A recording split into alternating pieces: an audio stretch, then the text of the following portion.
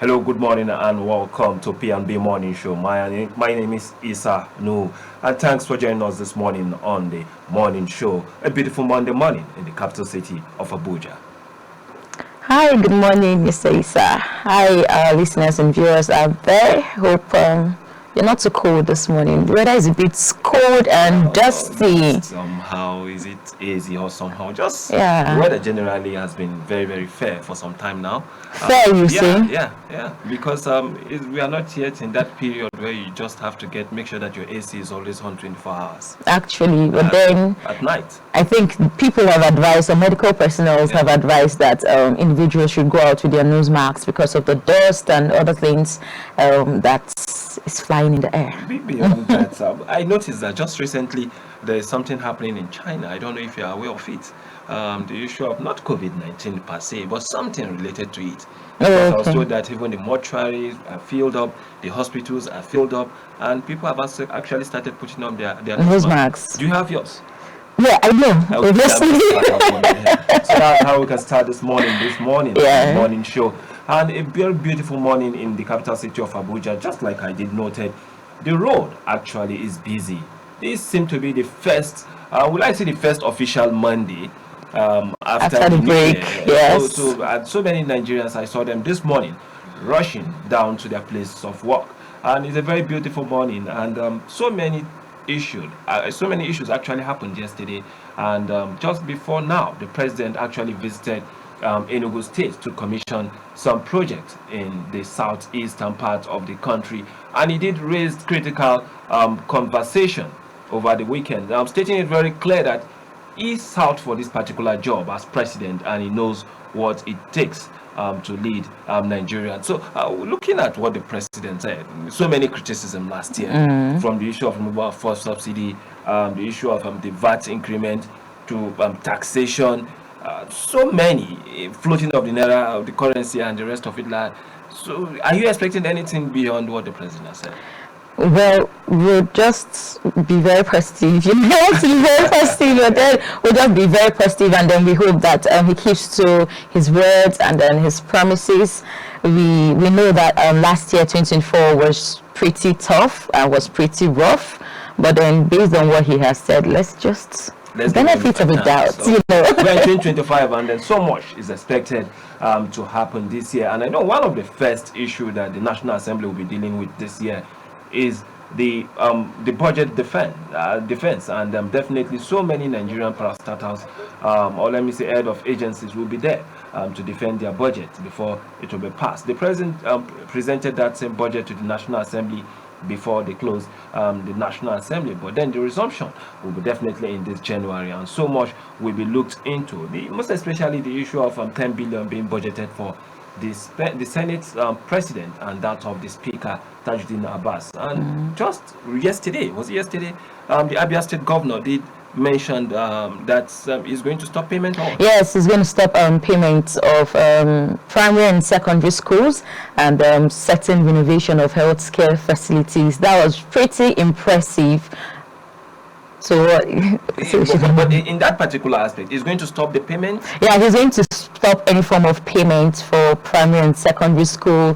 You know, the based the on PTA payment and every other thing. And according to what he said on the news, that he doesn't want to see any child out of school this year. I think that will be in relation to what the Federal Account Allocation Committee is doing, because the president has actually promised that all the local government now will receive their money directly. Yes, I believe yes. he's actually sending that message now that, look, you guys will now be in charge of your money.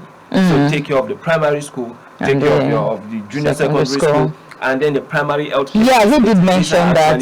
Some of the issues that the local government chairman should be able to handle within their own premise as chairman of the local government. And Exactly. I think the president also did mention that there will be a major change this particular year. And most especially in this first quarter, he did raise a very important issue that the youth will also be having a confab to actually discuss the way forward for Nigeria. You are part of the youth. So Yes, so we are. We are going to, exactly, I will. We all want Nigeria to get better, so why wouldn't I? most especially at this particular point in time, we've seen a situation whereby the president actually giving paramount to many of the women that are into youth activism. And he's saying that, well, for many of the women, many of the young ladies who are part of activism or advocacy will definitely be engaged in this particular youth confab. So a very good one for you ladies. Yes. You always have your voice. We do, and then I'm always very glad to be a woman and not a man. Well, for many of you like running away from responsibilities, but then still, as a man, or you don't like, do you like responsibility the way the man do? Their responsibility? I don't think we should dive into that, because it's going to be a very long debate because the woman has a lot of responsibility, and we were discussing about something like that this morning, so we shouldn't just go into that. Okay, that's how we can start the morning this morning. And just before we go into full conversation, if you remember when the president presented the budget for the 2025, the deficit then was within the range of not up to 10, but now we've seen an increment to about 12.1 trillion naira. So the question now is, what will now be the future implication of such deficit? Because now the truth is that we are having a budget that is so huge in the history of Nigeria, and so many Nigerians are even doubting it, that can we actually achieve within this particular frame that the president has presented to the National Assembly.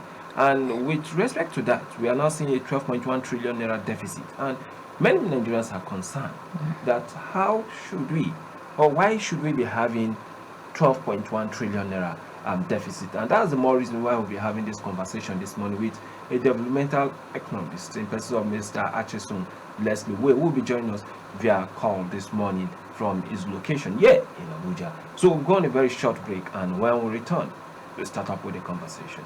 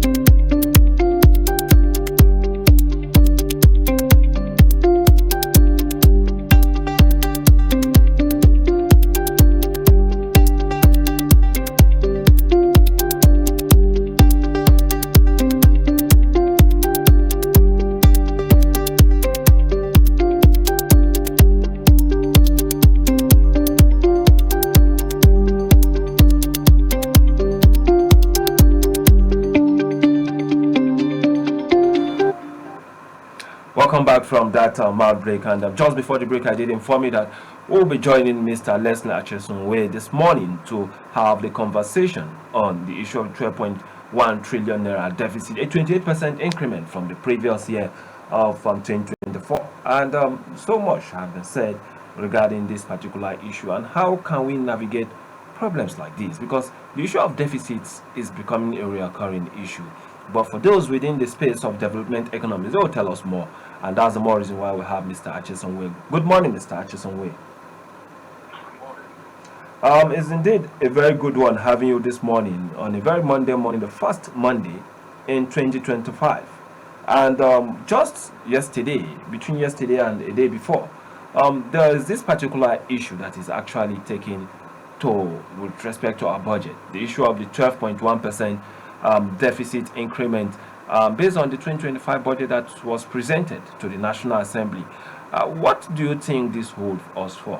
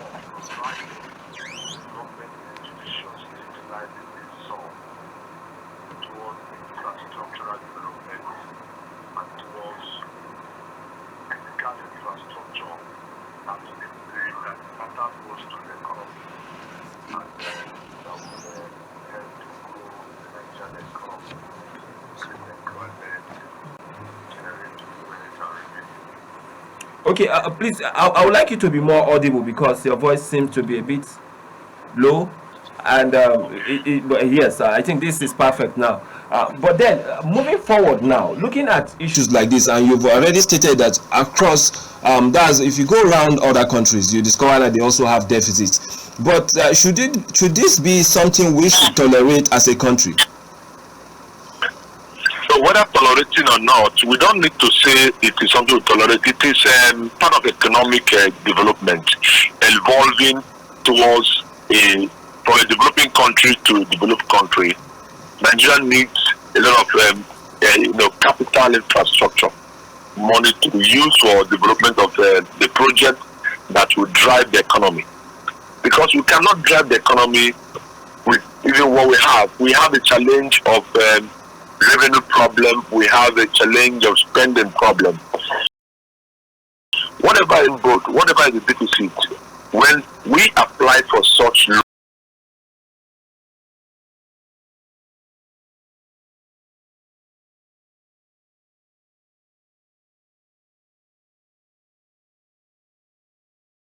we should be able to utilize these funds for critical infrastructure. These funds should be channeled to revenue, not paying salaries, not on paying current expenditures, but should be on projects that can impact the people on agricultural sector, on the educational sector and health. Those are critical sectors of the economy. Now, when you consider what this administration is doing, you will now agree with me that, of course, there is a focus on infrastructure. But we want to see these infrastructural developments having impact on the economy, creating jobs. You know, the current inflation level can be exacerbated if the money that we will get from loans will be used to pay salary. But if this money that will be gotten will be used to create employment by way of government investment in infrastructure, it is a reasonable deficit. A type of deficit that is going to lead the country out of the woods. So these are just the basics. Now, some countries have more debt deficit in their budget more than Nigeria, but because we have acute revenue problem, and Nigerian economy is highly volatile because it's hinged or dependent on petrol economy, and that is the reason why it is scary. If the economy is diversified, if it is that Nigeria makes 40% of its earning from agriculture and 20% of its earning from solid minerals and just 30% from oil and gas, then the amount becomes even smaller in terms of deficit. But because it's a mono economy and exogenous factors can become a melting point to the economy. So because we cannot control exogenous factors, the factors are called external factors that the Nigerian economy cannot be set to control what can happen at the price of international and price of PMS or crude at international market. So that can become a consequence on the economy.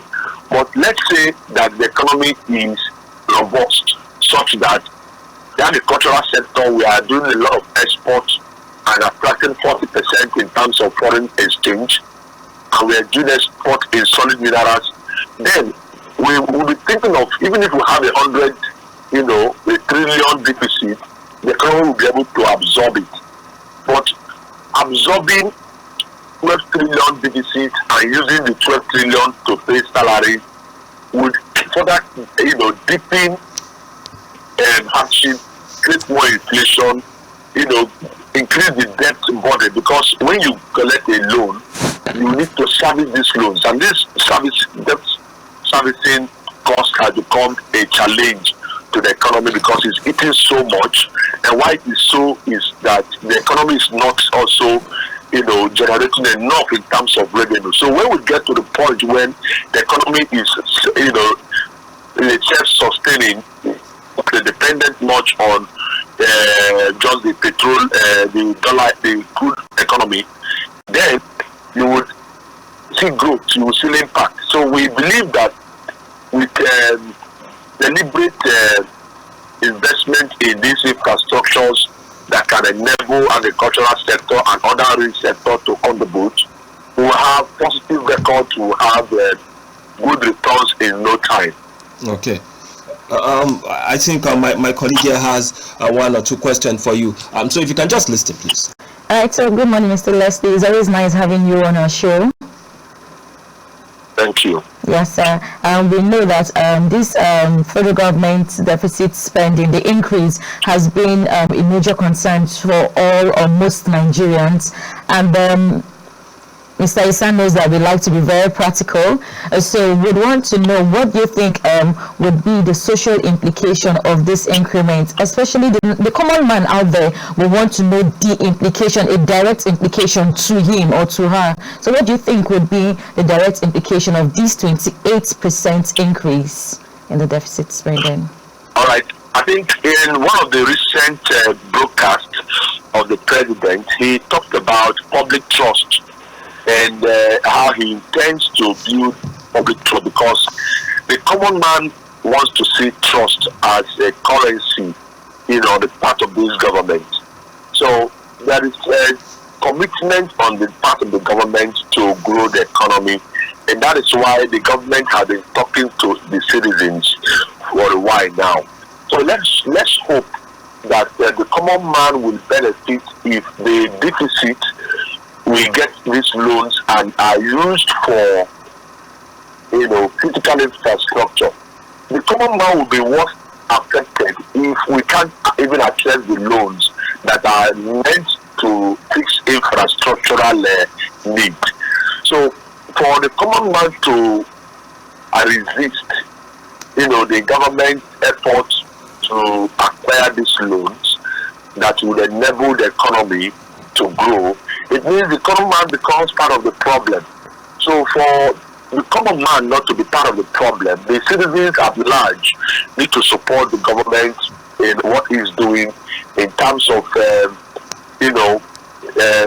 keeping faith with the government, believing that if money is gotten by way of loans, it will be judiciously utilized in critical infrastructure. I am concerned or worried if the loans are not project specific. Loans should be project specific, then it will benefit the entire citizens. The common man will also have a reason to be happy with that.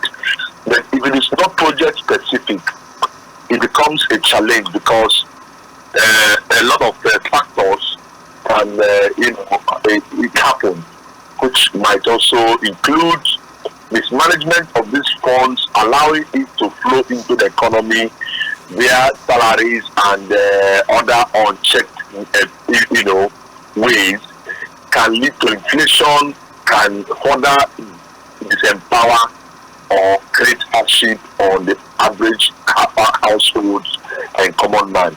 So that's the only concern. So, but the president has assured Nigerians that he wants to bridge the trust deficit gap. So we want to see how the implementation of the 2025 budget will help to attend to some of these critical needs that are very important and germane to the economy. The budget, as we have it, we want to believe that it's just a plan. The plan should be, the breakdown of the plan should be provided. We want to see how the budget for agriculture will be able to transform the agricultural sector. We want to see government commitment. Since the budget, proposal has indicated that government is going to spend so much in security, let the security sector,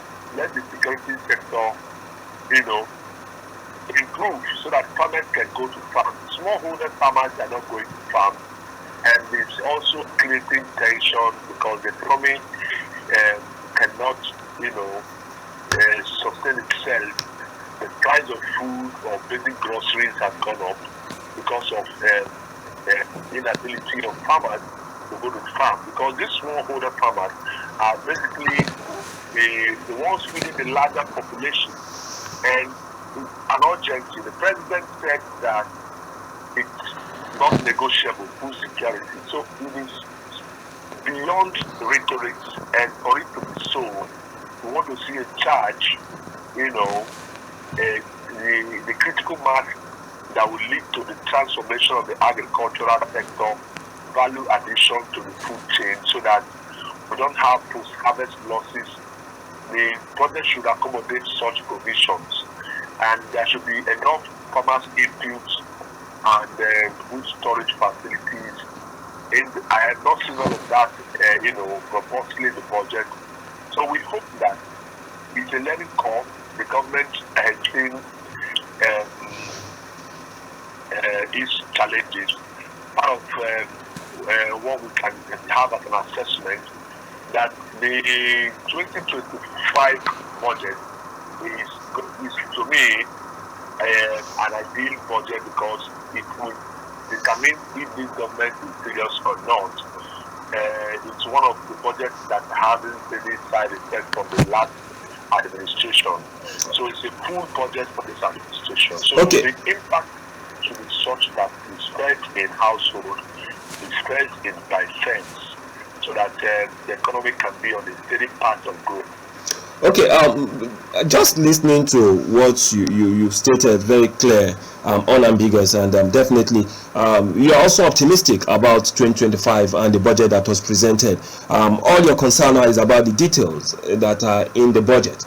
But then one critical aspect you also raised a major question from was the issue of we not generating enough in terms of internal revenue. And I just want to take you down the memory lane that in 2024, we had a federal account rose to about 20.214 trillion naira in the first 10 months of 2024, and up to about 13.07 trillion naira in 2023. So, with all these increments, what we are saying is it comparative? Is it stable for us to have this kind of increment in terms of our deficit? Because looking at what we've been able to accrue in 2023 and 2024, we saw an increment in terms of federal allocation. But in this particular case now, yes, we know 2025, we are all optimistic. Should that mean that we should also have a deficit that is this high? Yes, the challenge is multi-dimensional, but basically there are two aspects that are critical. We have revenue problem, which is acute. But that is where my question is. Do we actually have revenue problem in the country? We understand that the tax bill is also there to also solve some of this problem. But when you look at what happened in 2024, in short, just before the close of 2024, if you remember, custom alone was declaring over 5 trillion naira. If I'm very correct, 5 trillion naira. And we are not talking about the federal inland revenue. We are not talking about other revenue generating agencies. So do we actually have that problem of not generating enough? Or do you think the tax net should be widened? Yes, the proposed tax bill is a welcome one. It is developmental in nature, although with some cautions. Now, the revenue generated by custom and federal inland revenue, if they give you their bid charge, what it costs them to accrue or generate such revenue, it will shock you. It's a jaw-dropping, factor. The cost of generating revenue is high in Nigeria because we don't automate the process. Since we don't automate the process, definitely the human interference in revenue generation will create leakages and lack of transparency. Then that is a major challenge. So we have revenue problem. We also have spending problem. Because we have a spending problem, it's the reason why if you look through the budget, why we are concerned about the detail. Because the devil lies in the detail of the budget, where you will be able to see, how much has been allocated to SUVs or some government exposed, politically exposed people, like those who work for government. So you keep wondering, is it every year we buy dealers for projects or for ministries and departments and agencies? So those are the basic concerns. Monitoring this budget, seeing that they put in a monitoring and evaluation mechanism to see to it that what the budget intends to achieve is achieved. Performance appraisal system or mechanism put in place to see that at every point in time, spending should be in line, there should be value for money. That's the critical issue. So transparency is critical. Monitoring and evaluation mechanism is also the big challenge in budget implementation in the country. Then, if you notice very well, then some key aspects of the budget for 2024 were largely implemented. Some weren't because there were paucity of funds, and is the reason behind additional or increment, policy of our budgeting system, so that to fix some of these infrastructural deficits, because we can't fix this infrastructural decay or deficit with good intention without government active involvement in aggressively generating revenue, which can come both internally. But the internally is not the problem, basically. We want to look at how Nigeria to the world, what are we exporting, how much are we making. We have a lot of foreign missions across different countries in the world. How have we strategically generated revenue? Are they attracting investment into Nigeria? Are they making avenues for Nigerian businesses to sell and thrive in those countries? That's the concern. Strategy is very important in the approach in the 21st century. We are now in knowledge economy. We don't have a foreign mission that is not also promoting trade and commerce, enabling businesses from Nigeria to sell in those countries. That's the new area this administration has to look into and make sure that those they select to occupy foreign missions are the first marketers to the Nigerian economy. We need a lot of dollar coming into the economy. With Nigeria's dollar need or deficit runs to the tune of 200 billion to fix infrastructure, to help to stabilize the economy and to also stabilize the exchange rate. And you see that it will affect a lot of areas. The fundamentals are still there. The fundamentals are in the food security, in the food sector. The government needs to be aggressive, not keep low, attitude in the way they have approached, the agricultural sector. I was expecting that, at least 20%, if not 30%, of these budgets should be focused on agriculture because it's the new oil, it's the basic way to attract revenue. The process is not good. For example, 230 million as estimated population. Imagine we can't feed ourselves.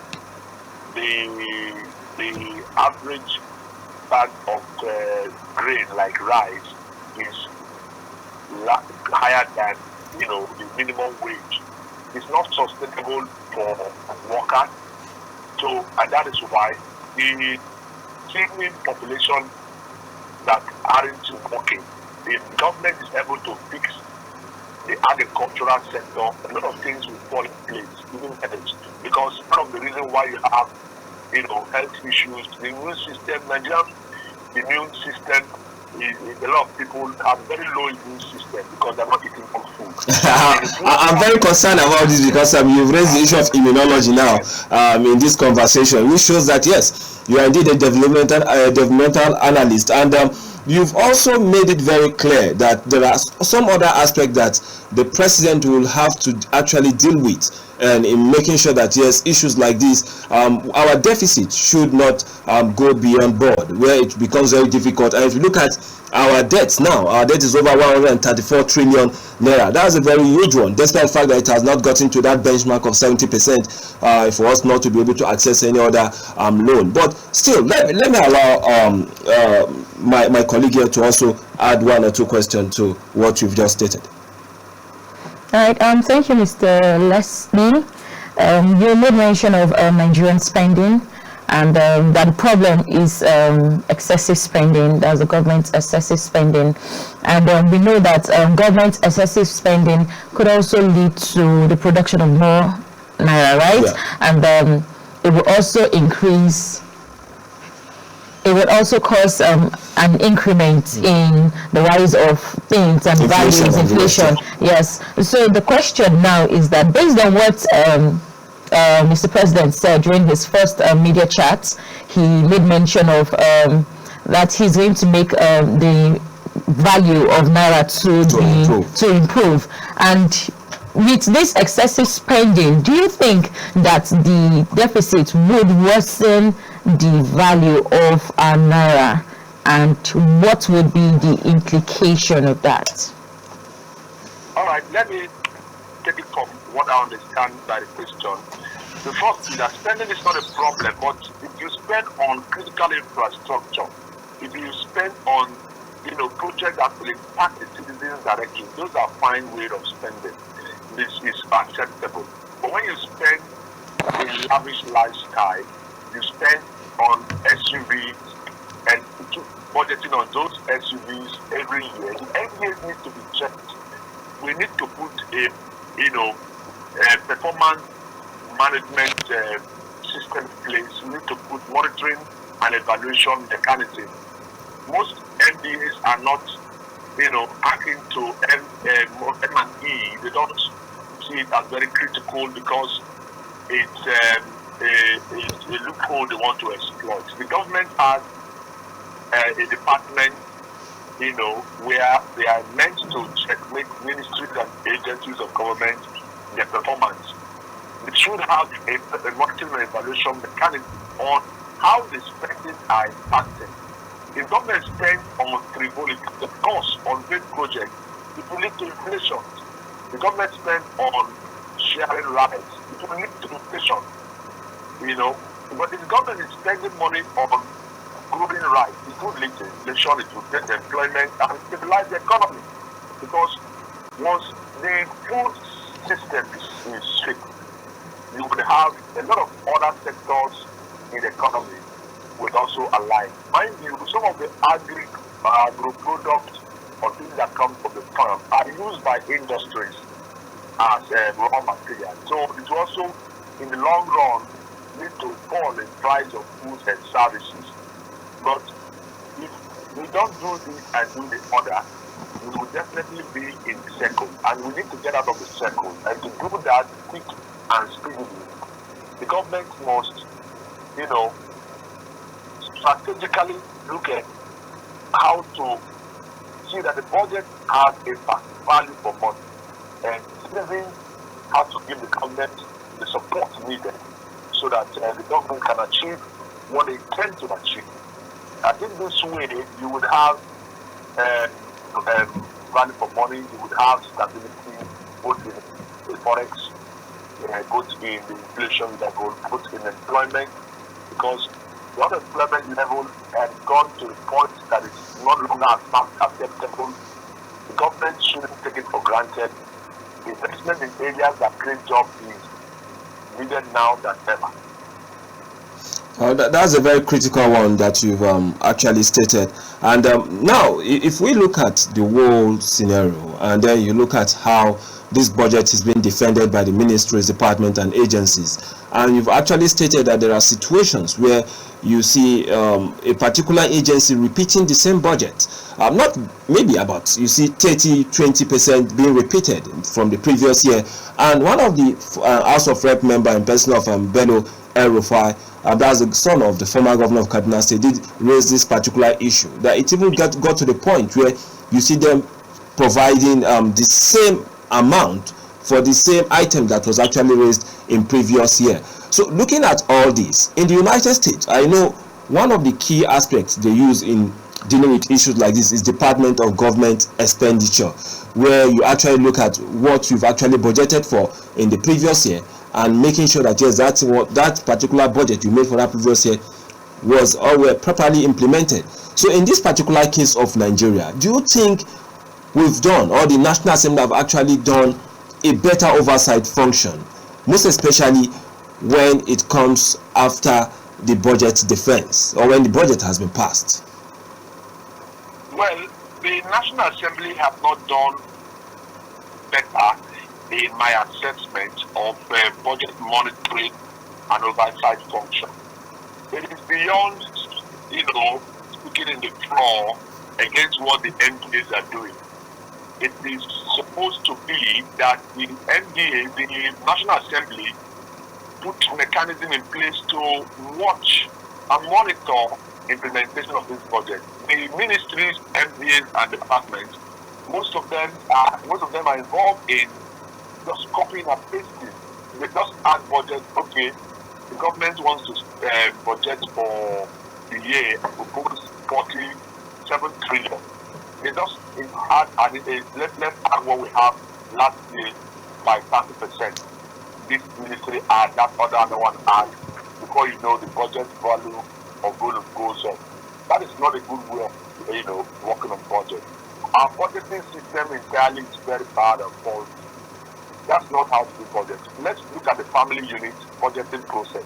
If you have a family of 5 and you want to do budget, you think of, okay, it costs this amount for school fees, it costs this amount for feeding, groceries, and miscellaneous. You ask the family members what they need. Now, budgeting, and a standard budgeting process would require that there is what is called impact assessment and need assessment. The budget office is, although they don't have enough manpower to do all of that, but the ministry, department, and agency are supposed to trickle this down, finding out what is needed in a particular community, what is needed in a particular area, how is this a need, what impact it needs, what's the value of this, then before, making an estimate of what it will cost to get that things and put it in the budget.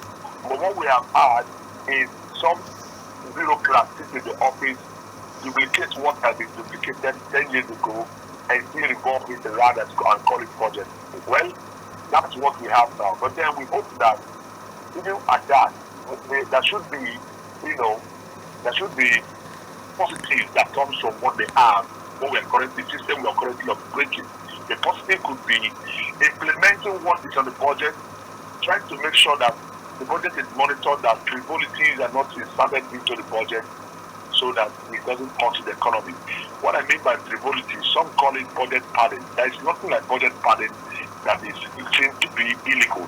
It is not an illegal thing, but it is an ethical action.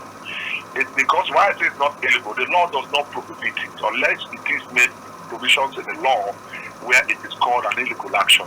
So it is unethical because it is like getting what you want through the back door. So, but and meanwhile you can get that same thing through the front door by being sincere at first and making sure that if you want power in your community as a House of Government by a constitutional project, the power investment, everything that has to do with power should be channeled to the Ministry of Power. Not, you will see each component of solar is found in Ministry of Finance. That is absurdity. That is not budgeting process. That is because some persons feel that the old system or the old order is the best way to go. If we want open governance, we want transparency, we need to, change the process and rethink the way and methodology of public spending. Okay, thank you so much, Mr. Leslie Achesonwe, for joining us this morning on the P&B Morning Show, and also the enlightenment you've been able to give us this morning. I believe many Nigerians will be aware now about the increment, and then definitely they will understand the need for it. And these are some of the issues that we expect the presidency to actually always put it at the front page, to always see that yes, many Nigerians have understanding of the direction of the government, because suddenly just a few weeks after presentation of the budget, and then we are now seeing an increase in terms of deficit from 9.8 to about 12.1 trillion. So many Nigerians will ask, that's not a small one.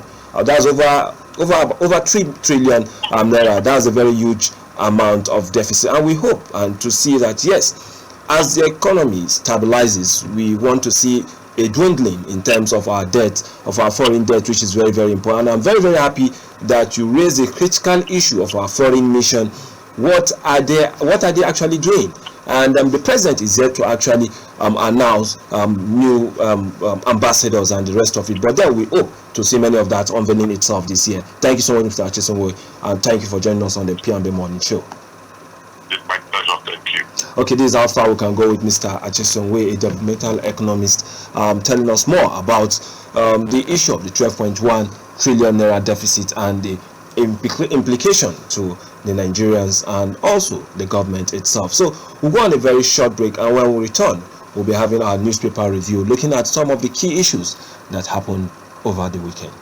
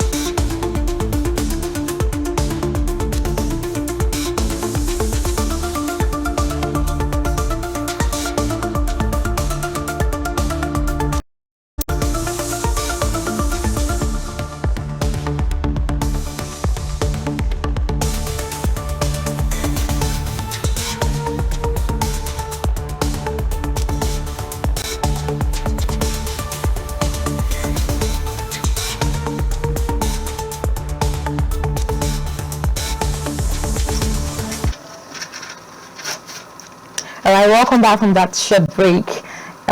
We'll be taking our newspaper review, and the first paper for today is the Daily Trust.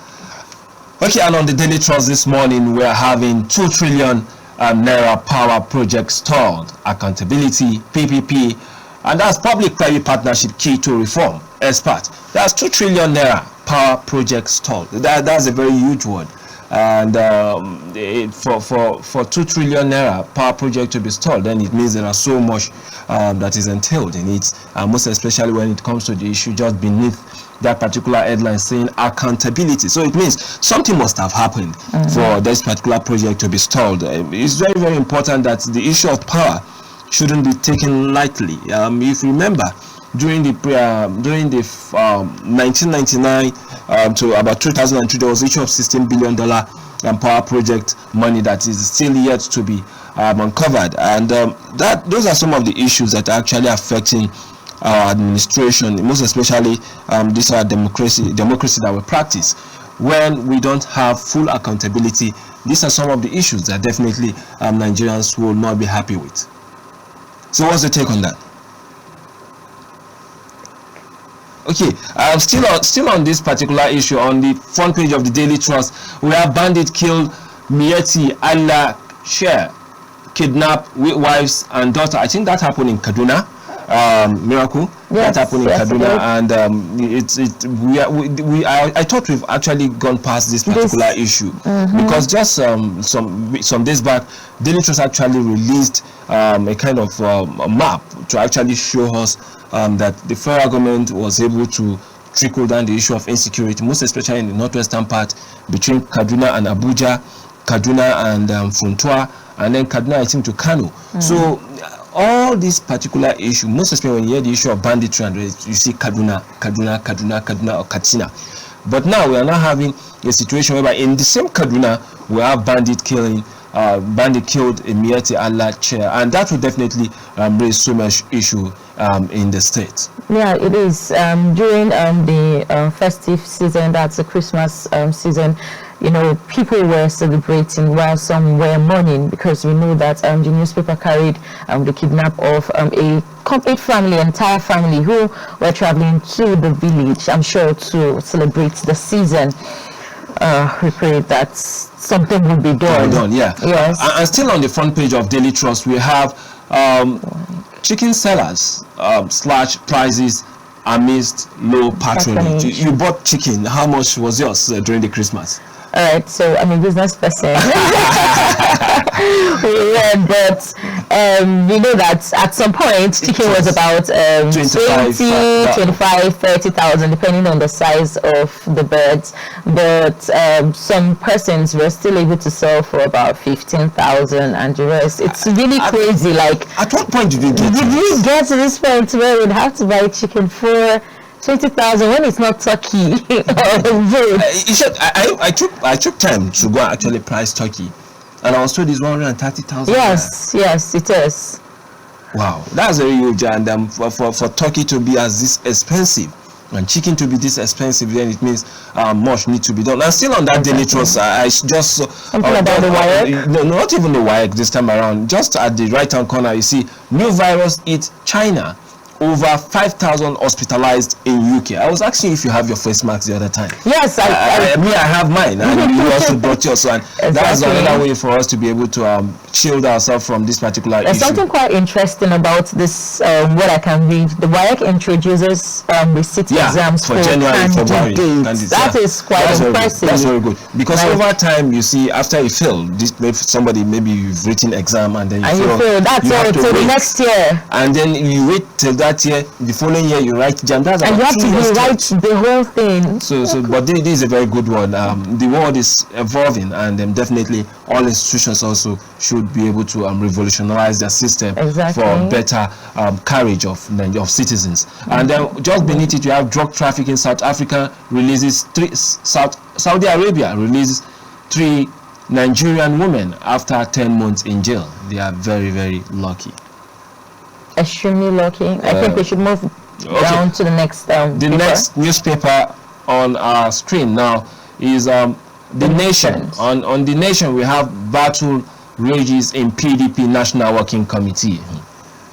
For the politicians, they are getting set for 2027 election, and so many issues like this will definitely be coming up. For the PDP, it seems to be one way in, one way out. So they seem to be divided amongst themselves. And then still on the Nation newspaper, we're on the left-hand corner of it, we have petrol tanker fire wreaks havoc in Delta State.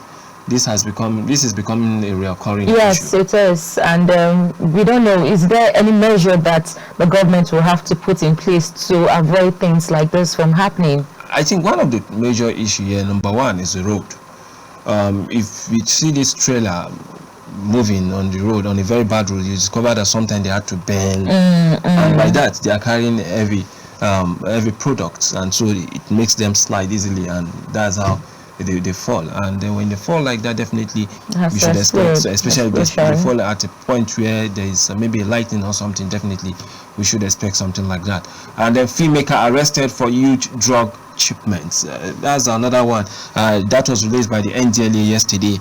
A filmmaker was arrested for huge drug shipments. So many Nigerian. I'm happy with what the Nigerian National Drug Law Agency is actually doing, and trying to enforce the issue of trying to enforce the law and also prohibit people from actually trafficking. Yeah, I think about 2 weeks ago they arrested some foreigners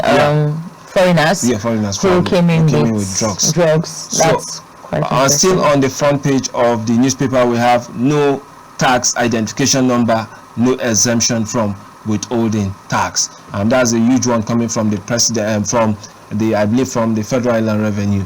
If you don't have a tax identification number and then you want tax exemption, no, they will continue to tax you, so you have to go and get your tax identification number if you actually want to fall within this particular span of those that will not be paying tax. So let's quickly move to the Punch now. And on the Punch newspaper, I think there's this particular issue. The federal government tightens monitoring to quarantine China passengers, and still on that particular issue of health. I hope we will not go back to I hope we won't go back to COVID. It was really crazy that year, and it was, and we don't pray for something like that to happen again. And on the right hand part of it, just at the top of it, we see Labour Party can win 2027 poll without measure. That's coming from the party. They fielded Peter Obi the last time, and they actually did well for the first time. And now they are now giving themselves hope and saying that Labour Party can win 2027 poll without measure. So they don't have to join hands with any other party or collaborate. No. It's their boldness for me. That's a very good one coming from the party itself. But I hope they'll be able to solve the internal party crisis that they have. Just like the PDP, they have same issues. And I'm still on the front page of the Punch. Tinubu Mba taking Enugu on the path of 21st century development. That's the president applauding the governor of Enugu State. I think amongst the six or five of them, 5 governors in the southeast, Mba and the guy from Abia, Oti. I think these are 2 governors that are actually doing very well. Exactly. And, so let us quickly move to the next on the line. On the next, let's quickly move to the next. And on Blueprint this morning, NDLA nabbs ex-convicts in Rivers, recovers 316,800 bottles of codeine. That's in Rivers. That's on the topmost part of the Blueprint newspaper. Nigeria National Drug Law Enforcement Agency trying to also do their best in other region. And on the front page of it, it says, Kwankwaso to Northern Elders. Your choice of presidential candidate undermining democracy. This has to do with the northern leaders, Kwankwaso telling them that, look, it will not be the way it used to be. But then Kwankwaso is also part of the northern elders, so he's also a politician. Exactly. So he probably, if it doesn't pay him the way, if they don't choose him, he will feel agitated. And I believe something is actually happening under the ground for him to have raised this particular dust, stating that your choice of presidential candidate undermining democracy. They will have the Northern Elders Forum. There's different fora actually always come out towards election and say this is the person they are supporting. This is the point they are supporting, and I believe he is agitated towards the 2027 election. So still on the front page, we have 5 persons die in Delta tanker explosion. Banks, houses burned. So same story. That's really sad to lose commodities or things like this in this season, this economic trial. It's really sad. And there's something I can see. The FCT police rescue abandoned day-old baby, arrest mother. Do you think this is as a result of probably the economic crisis, poverty, or something? Why would a mother abandon? It has always been, for me, I've always said it, that if you are not ready to serve or to be a mother, you shouldn't go into it. You try as much. There are so many things you can do. You can go to the hospital to seek for advice and the rest of it like that. And then you also have to prepare your mind. But then you cannot blame the baby for coming to the world. Your baby was on its own. You brought the baby for 9 months. So you should be able to take responsibility for that. Not the mother alone, including the man who impregnated the woman. So definitely they have to take responsibility. And I think Josephine Ade actually was one that released this particular story. I saw it yesterday. Just a day-old baby. Why will you do such? Well, it's very, very unfortunate that some people are actually running away from their responsibilities. So let us quickly take the last one. On the front page of Vanguard, we have organized private sector charts economic growth path 2025. So I think that has to do with Manufacturing Association of Nigeria, the Lagos Chambers of Commerce and Industry, and NASIMA. So they are all for trade, and that covers the Ministry of Trade and that of the Lagos State Ministry of Trade. I think they are looking forward to a situation whereby the organized private sector will actually be championing the success of the country, because you cannot leave everything to the government alone. And to you, what's your final say for today? Miracle, your final say for today. All right, so for today, I would want to say that we're just starting the year. It has just begun, and I know so many people have their New Year resolutions. Yeah. All right, so we want to say, for me, I would always say consistency is the key to success. It doesn't matter what you have done, it doesn't matter how you did it, but then keep your focus, have your focus, and be consistent. And then to our government or to the presidency, we want to say that we can actually see 1 or 2 things that are going on, especially with Alex and the governor of Enugu State. You can see some positive works, and we want to keep our fingers crossed and remain positive this season. Okay, that's a very good one coming from Miracle this morning, and telling us how good the year will be. And definitely from me, it is a daily routine. Every day you wake up, just make sure you have something to achieve, and that's how far I can go this morning on the P&B Morning Show. My name is Isanu. Have a wonderful day and stay blessed.